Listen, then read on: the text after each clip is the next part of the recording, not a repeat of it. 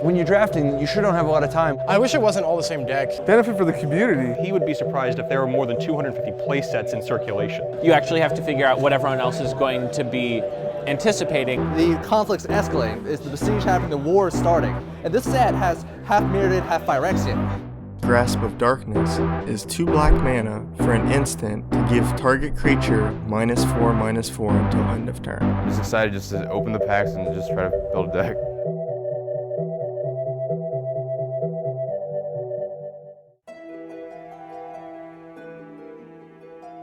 The Commander series comes in 5 separate packs. Each pack contains the rules on how to play Commander, and each pack also contains 1 unique deck. In each deck, there are 3 legendary commanders you can choose from. Each legendary commander comes with a larger copy that you can use instead. The first pack, Counterpunch, should appeal to sapling fans. It contains Gave, Guru of Spores, Corridor, Ghost Chieftain, and Teneb, the Harvester, as your legendary commanders. Other notable cards are Vish Call, Blood Arbiter, Awakening Zone, and Scavenging Ooze. Awakening Zone is super powerful because you don't only get a cheaper breeding pit, but its creatures can also sack to produce you mana. Scavenging Ooze is a beefed up Withered Wretch, but green. This is a good deck, but not the strongest of the bunch, but is definitely worth your money if you love saplings. The second pack, Political Puppets, has an interesting strategy. It contains Zedru, the Great-Hearted, Ruhan of the Fomori, and Numot, the Devastator, as your legendary commanders. Other notable cards are Champion's Helm, which is a great equipment for any commander deck, and Nin, the Pain Artist, which is very good considering she costs only 2 mana and can draw you lots of cards. Although the commanders look very aggressive and do well in 1 vs 1 games, this deck takes practice and patience. The third pack, Mere Mastery, is very diverse and the most versatile of the decks. It contains Riku of 2 Reflections, Animar, Soul of Elementals, and Intet, the Dreamer, as your legendary commanders. Other notable cards are Hydra Omnivore, which is one big beast but needs evasion to back up its aggressive ability, and Collective Voyage, a powerful mana-producing spell that I can see being a green commander staple. Mere Mastery is one solid deck that is worth its price. Its colors also make it easy to modify. The fourth pack, Heavenly Inferno, has the best theme. It contains Kalia of the Vast, Teriel, Reckoner of Souls, and Oros, the Avenger, as your commanders. Other notable cards are Bassandra, Battle Seraph, Stranglehold, and Mana Charged Dragon, which can be interesting with its Joined Forces ability. Kalia of the Vast can freely cast any angel, demon, or dragon when attacking, which you must play strategically or else you will become an early threat. Heavenly Inferno is a must for casual players who enjoy playing with big creatures like angels, demons, and dragons. The final pack is Devour for Power. It is our favorite pack because it contains many solid cards. The commanders are the Mimeoplasm, Damia, Sage of Stone, and Vorosh, the Hunter. Other notable cards are Skullbriar, the Walking Grave, which is Slith Firewalker who doesn't lose the counters, and Mind's Aglow, a surprisingly fun and powerful spell. Devour for Power also contains Solemn Simulacrum, Eternal Witness, Oblivion Stone, Grave Pack, and Living Death as an added bonus. We really like Devour for Power because of its powerful theme and many other cards that are of high demand in Commander. And each Commander pack contains a Soul Ring, Lightning Greaves, Command Tower, and Vows. The Vows are unique because you can choose to pump your own creature or halt an opponent's creature from attacking you, but it can still attack your opponents. Overall, we think Commander was a hit and hope that all players get to try it out. You get plenty of value from each deck, so choosing one over the other isn't a bad thing. Go get Commander now, or else you may miss out on something special. Well, that was the unboxing of our Commander sets. We have a guest with us today, Jonathan Medina. Welcome to the show. Hey, how's it going out there? Oh, it's going pretty good. How about yourself? Pretty good, pretty good. Well, for anybody who doesn't know you, tell us a little bit about yourself. Okay, my name is Jonathan Medina. I write a weekly column for StarCityGames.com, and it's basically about money and magic. It's on the premium side, so you have to cough up a little dough and get in there.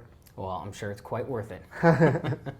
Let's see, about these Commander decks, what was your favorite part about some of these new Commander decks we got out there? I love all the decks, the whole thing about them. I mean, you know, me and a couple friends, we had a midnight pre-release, And so we all went up there. There was like 8 of us, and we all bought a different one of these decks each, and we just opened it and played it unaltered. And it was a lot of fun just playing them against each other. I mean, they're pretty evenly matched, and you know, it was a lot of fun. So let's put it this way: there's nothing I don't like about the decks. We got to play test some ourselves. We pulled them all out. We played them unaltered, and we thought they were pretty even. It was pretty fun games. We got a couple off, and we had a pretty good time doing it. Which deck did you play? I used the Counterpunch deck. Was my favorite one that I liked. Just being able to, the commander being able to move my +1 tokens around, and then being able to, switch them to make them a bunch of 1/1s, and you got a whole bunch of little guys out there and kind of swarm everybody to death. It was a pretty good time. Got to use the Stormherd, bring out 40 1/1 flying Pegasuses to end the game. It was a pretty good time. So one of my friends tried that. He was at I think he was like at 27 life. And he tried the Stormherd, and I countered it with a negate. Yeah, I know, what a jerk. And all his hopes right there, right? Yeah, he was so excited, too. He was like, Stormherd, and I'm like, gotta negate that, dude. Yeah, sorry. Can't let that one fly. Let's see. So are there any cards from here that you like particularly, like Commanders maybe, or something like that? Well, I use the Rug Commander, Riku, and I really like him. He lets you copy your spells and copy your creatures. So... I took his deck, the Precon deck, and then I just edited it. Added a bunch of, I added a Primeval Titan, I added a Muldrifter. I actually took some stuff from some of these other decks, like the Chaos Warp from Political Puppets and the Scavenging Ooze from, I think it's in Counterpunch. Counterpunch, yeah. I took those and put them all in the deck. I added a Green Sun Zenith and like some other stuff, made it a little bit like kind of toolboxy with creatures that have come into play abilities. I added a Terastodon. So I've copied Terastodon maybe like at least 4 or 5 times with Riku. Yeah, it's the sickest. That's just mean. It's just mean. It's I know. not I fair. guess it's not fun for some people, but I like blowing up lands and permanents. Let's see. So, are there any cards from here you think are going to be worth value here in the near future, or even now? Well, there's basically two types of cards in here that are going to be worth money. The commander cards. So. Cards like Soul Ring and Lightning Greaves, those will maintain value because they're all useful in Commander. And then some of these commanders are, I think, a little bit better than the other commanders. I think Riku's a pretty good commander. Maybe I'm just a little bit, biased, but and I think the I don't know the name of it. It starts with a K. Kali. It's this guy. Kali of the. Actually, it's this guy here. Talking about the other one. Karandor, Ghost Chieftain. Yeah. I didn't think this guy was so good at first, but my buddy was playing him, and just being able to play your creatures from your graveyard is pretty insane. So, I mean, I could see that guy being worth a little bit of money. I think these commanders, because you can only get them in these box sets, are going to maybe go up in price. And the second set of cards would be cards that are C-Play and Legacy. So, I mean, because these commander decks, any card that's printed in them is legal in Legacy.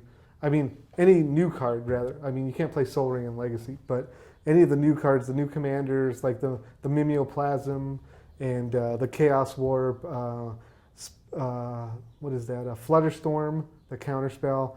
These things are cards that might see play in Legacy. I'm not saying, there's a lot of controversy about which ones will actually see play, but time will tell, If any of them do, I think that they're going to go up in price for sure. Are there any you plan on using in the Legacy deck you have? I always wanted to, like, when Koth came out, I've been wanting to build a Koth deck. And because you have dual lands, like, your dual lands are also mountains. So, like, if you have, like, Volcanic Island or something like that, you can build around Koth. And I've been looking at the Chaos Warp card for, like, a Koth deck, or maybe putting Koth and Dragon Stompy with Chaos Warp, or, I think I like Chaos Warp the most, and I probably like the Counterspell a little bit. I think there may be a way to play it for value, but I still have to do testing and stuff like that. Yeah, of course. Do you think these new decks are going to make Commander more popular? Oh, definitely. There was a lot of people who I talked to who were just waiting for these decks to come out to get into Commander, and I've seen them all come out in droves and buy these decks, and they're on their way. They're sending me text messages, Medina, I need, all these typical Commander cards that people wouldn't usually need, I need burgeoning. Do you have any burgeonings, like this kind of stuff? So I'm really excited that the format is going to grow from this kind of thing. Yeah, we were looking around. We couldn't hardly. You almost had to have them pre-ordered if you wanted to get them because it was almost impossible to find them anywhere afterwards. And I think it's going to help the format because now you don't have to try and build from scratch a 100-card commander deck and have a strategy or build it around a commander. These give you a nice base to build or work off of. So this way, if you're not a great deck builder, you got something to work off of for the future. Yeah, definitely. For me, one of the biggest things about Commander is deck building. I love to build decks. But for some people, they don't want to build decks. They want a deck list, you know? And there's really no place to find that online right now. There is no Commander tournament that you can go and look at a deck list. So this gives a good place to start. And then they can put in cards that they really like to play with, you know, stuff like that. Are there any of these new cards you're planning to use in your own Commander deck specifically, or? Like I said, I used the Riku deck, and I took cards from different ones. I took the Scavenging Ooze, the Chaos Warp, and I took Spell Crumple out of one of them, and I definitely plan on using that as a second hinder. And I like that card a lot out of the Commander stuff. So yeah, I like the Chaos Warp, Scavenging Ooze, and you know, some of these, like if I ever build a group hug deck, some of these Join Forces cards, like the one that lets everyone draw cards, the one that lets everyone get lands, Veteran Explorer, I'd probably be playing with those cards if I was going to build a group hug deck, but I'm not the kind of guy who'd build a group hug deck. Gotcha. So what do you think about the banning of the Stoneforge Mystic and the, of course, always infamous Jace the Mind Sculptor? Oh man, yeah, we can't have a show without talking about this topic. You know what I mean? I think there's two sides of the coin here. I mean, there's a lot of people who are disappointed because they invested in Jace the Mind Sculptor and in Stoneforge Mystic at their high prices. Now they can't play them in Standard. That's a bummer. I mean, you know, it's just the way it is, though. I mean, I ordered 8 Jaces. I bought 8 Jaces on Friday, and then they were banned before they even came to me in the mail. So, I mean, it's the way that things go. I didn't pay full price, obviously, but I still think I'm going to lose money on them. But I also think that it was good for Standard because the Standard attendance was dropping. Nobody was playing Standard. Everyone was getting the Commander and Legacy, which I thought was a good thing. But you definitely have to have a Standard format, you know? And the fact that Jason and Stoneforge got banned opens up a whole new world for Standard. I already get a lot of orders coming in for new cards. People want Phyrexian Obliterators. People want Primeval Titans. People want Consecrated Sphinx. I think it just opens up a whole new world. Creatures that couldn't be played before, like maybe Hero of Bladehold, you know, that creature, I didn't like it at the beginning because it didn't pass the Jace test. But now it passed the Jace test, and you got stuff like the new Lightning Greaves and M12 coming out, which you could give creatures haste and hexproof. So, I mean, you put that on the hero, and boom, you're swinging in all this power and toughness for value. So I think it's going to be exciting. I like that it happened in that case, and I don't like that it happened for the 8 Jaces that I have. But do you think there's going to be a new Standard deck? You think it's going to rise at the top, or I think a lot of people think that deck's going to be Valakut, but when Valakut rises, I think a control deck is going to come and just smack it down into place. So like a blue-white control, or maybe a blue-black control. Well, that's pretty much all the questions we got for you. Got any shout-outs you want to give here? Yeah, man, I love shout-outs. I'm going to give a shout-out to StarCityGames.com. That's where I write, and I think you guys should all check out the site. They even have select content, which is free stuff. And a lot of the writers on the free side, like Gavin Verhey and stuff, they're just really good. So I definitely want to recommend that you check that out. Want to give a shout-out to UntappedCast.com. That's one of my podcasts that I do. I do it with Trick Jarrett, who actually is a managing editor of Gathering Magic, and then I do it with my buddy JR and Frank Lepore. So I just want to give them a shout out, give you guys a shout out for having me on the show. It's great to have you, man. Yeah, anytime. I got one shout out here for Yada Quest. It's our local game store we go to, and thanks for getting us our footage all the other times we're here. That's it for us from Inside the Deck. Thanks for coming on the show, and we hope to see you guys next week. Later.